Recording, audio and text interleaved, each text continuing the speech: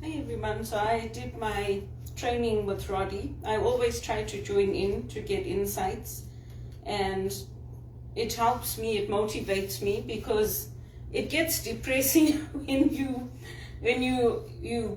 they say hope deferred makes the heart sick. And when you're giving your best and doing your best, and because of other people your life is not working out, whether it's discrimination or your circumstances, all I can do is keep doing my best and keep putting out my applications, and eventually I will get that paid opportunity. But the same way that John Maxwell had to go through his own process of saying, please God help me, please God help me, that's what I do with my life in Canada. Because you feel like nothing you do is right. Everything is wrong. Your tone, how you speak, what you say, what you wear, what you go to the interview in. We should all go naked to our interviews. Maybe then the bankers will be happy, or the recruiters. We should all go naked, because really it gets to that point. They treat you like you don't know how to do anything. Like you don't know what is appropriate, you don't know what manners are, you don't know how to dress, you don't know how to talk, you don't know how to be respectful. And it gets disheartening. It gets very disheartening. So it was nice to listen to John Maxwell's message and to know that we're all going through this process. And it makes it worse when you have things coming up like COVID. Like you feel like, okay, everything's just falling into place, and then you have something that hits the whole world like COVID. And it's like, okay, I just got this job. I just started doing well, and now everybody's being laid off. So it's like, oh my God, please give me a break. But I guess we have to persevere. And for me, I have to persevere. And it's depressing. It's very depressing. And then I think, well, should I just go back to Zimbabwe? It would be easier. I have my friends there. I have people around me that know me. And then I think, you want to go back there? There's more opportunities here than you're going to get there. And there's more opportunities in America than you're going to get there. Are you sure you want to go back? So it's very depressing from my point of view. That's why I try to keep myself busy. I try to do things like the candle that I made, put my speaking out there, put my music out there, because the whole point of it is eventually to make money from it. It's not to just keep putting it out there and keep putting it out there, showing people I can dance, showing people I can sing. And the acoustics in this unit are pretty good. I was listening to that Elvis music and the music I recorded yesterday, singing with them. The acoustics are pretty good. So I don't know. I guess there's no magic bullet. There's no silver bullet, but people go through a process, and for some people it works out. And for other people, it doesn't work out. But we have to keep trying, and we have to keep at it and persevere. And hope deferred does make the heart sick. I try to concentrate on the good things of life. I try to concentrate on even like seeing the snow today, seeing that, okay, I woke up and it's a beautiful day. I got some lovely pictures. I can go out. I'm not in pain. I can take a walk. I can move my body. I try to concentrate on all those positive things. But I made a commitment. I made a commitment to my John Maxwell, to being a speaker. I made a commitment to singing at Graceland if they select me. I made a commitment to helping in the church. And once you make those public commitments, you follow through on them. So it's important for me. There's a lot of volunteering that I do that is unpaid, that is not paid for. But eventually, I want all these skills, all these experiences, everything that I've done to lead to those good paying jobs, to lead to those making 100,000 a year. I'm not doing it to stay in minimum wage for the rest of my life, or to have people tell me, you know what, you're our best worker, and then when the layoffs come, they lay me off right away with nothing but employment insurance to cover my bills, knowing that that employment insurance in Toronto doesn't go very far. So like many people, I am trying to build multiple streams of income, and I'm doing my best. I'm learning new techniques. I'm watching what other people are doing on YouTube. I'm watching what other people are doing on social media. I'm upgrading my skills. I'm not just sitting back and saying, oh yeah, it's all gonna come to me. And it was the same thing with Jesus. When he was going out, when he was on his trips, when he was traveling, people came to him, but by that stage, people already knew how good he was because everyone was talking about him. If people were not talking about him, if people didn't tell others what he was doing, nobody would have known about it. So that's why even when we put things out on social media, whether it's YouTube or LinkedIn or Facebook, including the Elvis music, I'm doing it for a reason. I'm doing it to honor him, and I'm doing it because I learned a lot from him. If I had been him, which I'm not, I would have left that Colonel Tom Parker. He was an evil man. It doesn't matter how much debt he was in, he should have left him. He had other partnerships, he had other people, he should have left him because he ruined his life. And it's the same thing with us as managers. If managers don't value us, they're not willing to fight for us, they're not willing to say, she's my most valuable team member, I don't care what it is, you find her another job. Why do you want to go back there? It's like when I left TD, they told me. They said, oh, you should go and look for something outside. You should go out because this is not the right environment for you. Then we don't have a department to give you because you need to be in a leadership role. You need to be somewhere where you can help to run things. So why would I go back? If that's what they're going to keep telling me, why should I go back? And why should I go back to companies where they're going to tell me, no, you can't have religious accommodation. You can't have accommodation for your health because the client wants you to do 3 chats, and if you can't do it, then you have to go. Because that's against the law.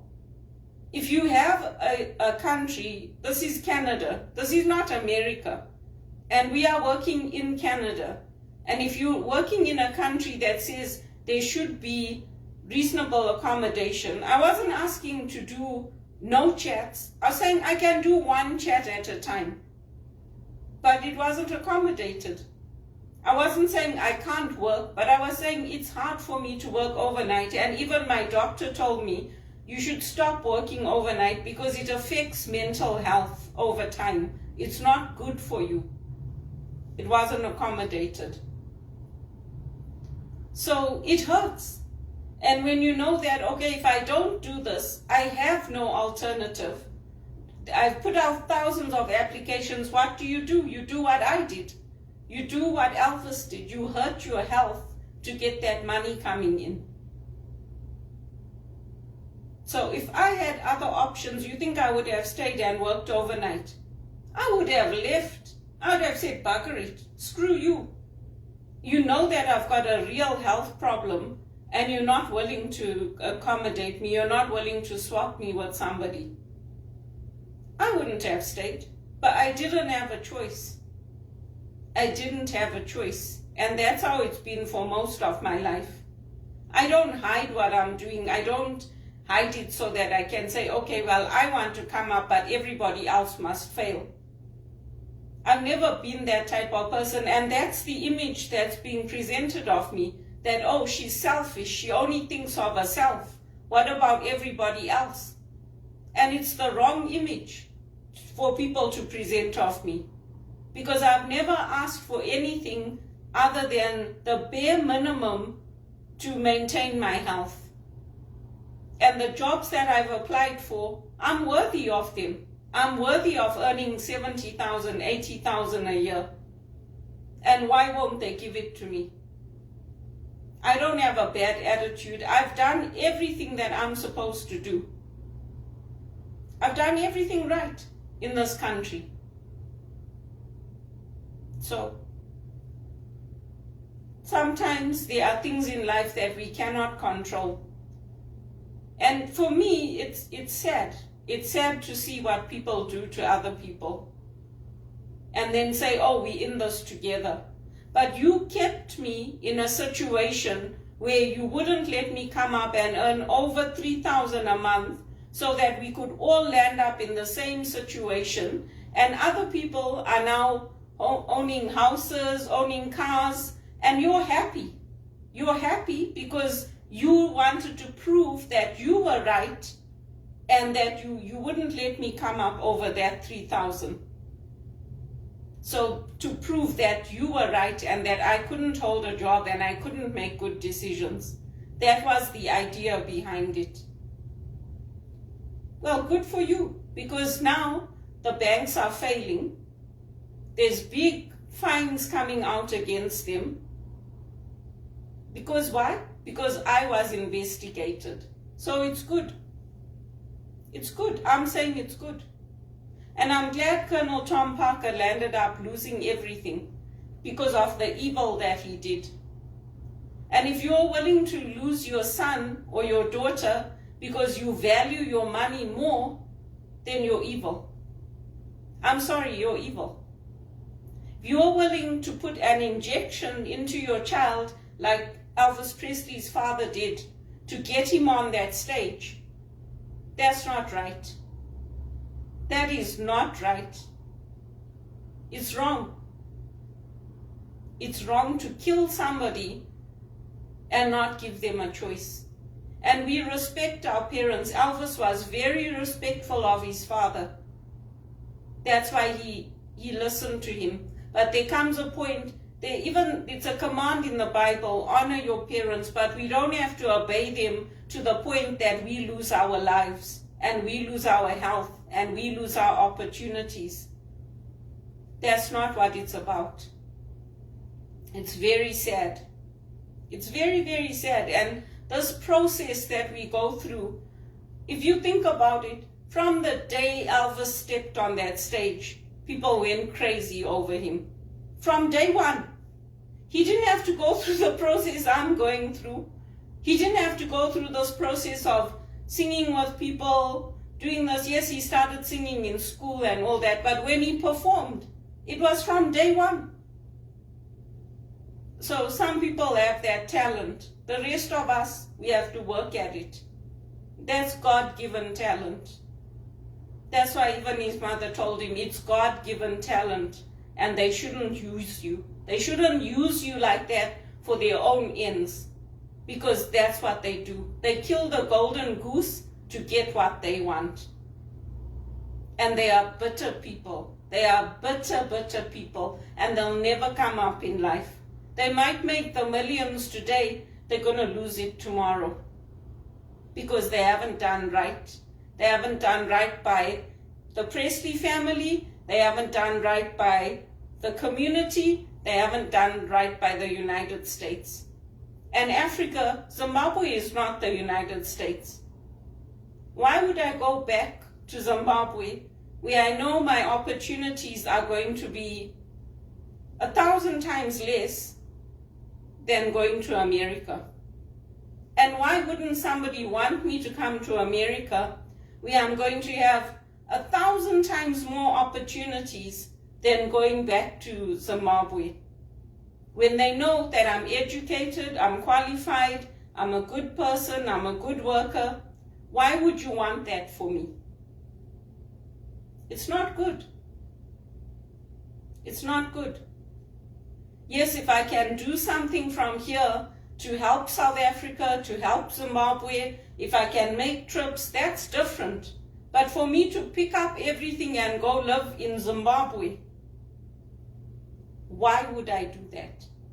What benefit is it to my life and to using the talents that God has given me? It's no benefit. I'll have to become like everybody else. I'll have to become corrupt to survive. I'll have to wheel and deal. I'll have to do what other people do to survive there. Stand in the street for 10 hours, sleep outside the bank to take $50 out. So if you're wishing that on my life, there's something wrong with you, not me. And I'm saying it because there are days I wake up very, very sad about what was done to Elvis Presley. I just wake up sad. And I think about him. But I try to find the beauty in his music, and they keep taking my music off.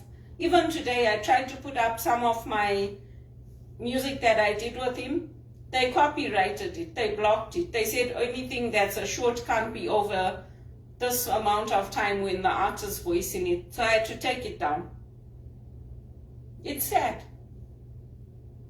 You can't do this, you can't do that, you can't do that. So what can I do? Tell me what I can do so I can do it and make the money and get on with my life. Today I did this next section of this John Maxwell, and it's on commitment. So today the chapter was looking at Ruth, the great-grandmother of King David, and how she chose to stay with Naomi. And their family had gone through a lot of hardships, a lot of difficulties. It was one thing after the other. So when her son died, she told her daughters-in-law to leave her and to go back to their own families and their own gods and to stay with them. But Ruth insisted on staying with Naomi. So it's basically asking, what do we think was Naomi's motivation for wanting to send Oprah and Ruth back home? Was it good or bad leadership?